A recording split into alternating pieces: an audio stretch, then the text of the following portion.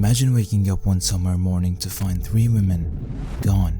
No forced entry, no screaming neighbors, just silence. Their cars were still parked neatly outside, their clothes and purses untouched, and even the family dog was left behind, trembling. It's the kind of story that makes you check your locks twice at night. This is the story of the Springfield 3, a case so haunting, so deeply unsettling, that even 30 years later, it still feels like the night they vanished has never ended. It was June 6, 1992, a night of celebration in Springfield, Missouri. Kickapoo High School had just held its graduation ceremony, and students were buzzing with excitement. For 18-year-old Stacy McHale and Susie Streeter, this was supposed to be the start of their futures. They planned to attend parties, laugh with their friends, and talk about what came next: college, adulthood, all the things high school seniors dream about. Stacy was the responsible one of the two. Susie, her best friend, was confident, sometimes rebellious, but fiercely loyal. That night, they stuck together, going from one graduation party to another. Their plan was simple: celebrate, then meet up with friends to stay overnight at a hotel. But the hotel was overcrowded, plans shifted, and in true teenage fashion, they decided to go with the flow. Instead of the hotel, the girls headed back to Susie's house. There, Susie's mother, Cheryl Levitt, was already home. She was described as responsible, warm, and protective of her daughter, the perfect kind of mother figure. That night, she had been busy redoing her bedroom, but she was happy to have her daughter and Stacy under her roof. It was 2 a.m. when the girls were last seen leaving their friends' gathering. That small decision, to stay at Susie's house instead of the hotel, sealed their fate. The next morning, friends expected to meet Stacy and Susie to head to a water park trip in Branson, Missouri. But when calls went unanswered, friends drove over to the Levitt house to check in. What they found was beyond strange. 3 cars sat in the driveway: Cheryl's, Susie's, and Stacy's. Inside, the women's purses were neatly lined up in the living room. Their clothes, jewelry, and even Stacy's makeup were untouched. Stacy's shorts had been folded on top of her purse, almost as if she had changed for bed and then vanished.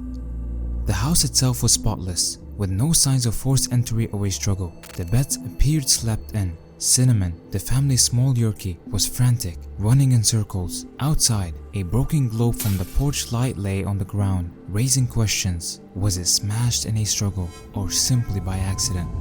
The phone inside the house added another bizarre twist. At some point in the night, a disturbing voicemail had been left on the machine. It was described as strange and sexual in nature. But before investigators could hear it, one of the friends who entered the house accidentally erased it. That call could have been the biggest lead in the case, and it was lost forever.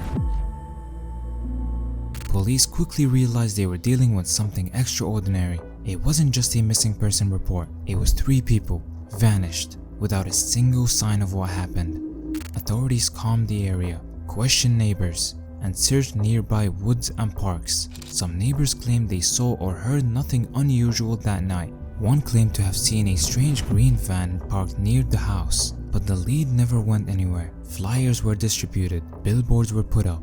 The FBI was eventually called in, but days turned into weeks, weeks into months, and then years, and still nothing. One detail that raised suspicion: friends had walked through the Levitt home before calling police. In doing so, they unknowingly compromised the crime scene. Any potential evidence, fingerprints, footprints, DNA may have been destroyed. Police later admitted that the first critical hours of the case had been mishandled, crippling the investigation from the start. The disappearance of the Springfield 3 generated dozens of theories, each darker than the last. The most straightforward explanation is that the women were abducted by someone who entered the house while they were asleep. No signs of forced entry suggest that the women may have willingly opened the door, possibly to someone they know, or at least didn't fear. Cox was a convicted kidnapper and suspected murderer who lived in Springfield at the time. He was later arrested in Texas for other crimes, and when interviewed, he chillingly suggested that he knew what happened to the Springfield 3. He claimed that the women had been murdered and their bodies would never be found, yet he provided no evidence. and police couldn't tie him to the scene. Years later, tips emerged suggesting that the women's bodies were buried under a hospital parking garage built shortly after the disappearance. Ground-penetrating radar allegedly revealed anomalies beneath the concrete, but despite public pressure, authorities never excavated the site, citing the cause and uncertainty. This theory still haunts Springfield today. Some investigators believe the nature of the voicemail, combined with the lack of evidence, points toward an abduction by a sexual predator or predators who carefully planned the crime. If true, it suggests the women were specifically targeted. The impact of the case went far beyond the Levitt home. Springfield, a quiet Midwestern town, was suddenly consumed by fear. Families who once left doors unlocked at night began to double bolt them. Parents warned daughters to stay close. Everyone felt the same chilling realization. If 3 women could vanish from their home without a trace, then no one was safe. The case became one of the largest missing person investigations in Missouri history. Thousands of tips poured in, but each one ended in a dead end. Psychics were even consulted, but nothing credible ever came from their claims. To this day, the disappearances still haunt the town. It's a reminder of vulnerability, of how quickly the ordinary can turn into the unexplainable. 3 women, 3 lives, erased from the world in a single night, leaving only questions and fear.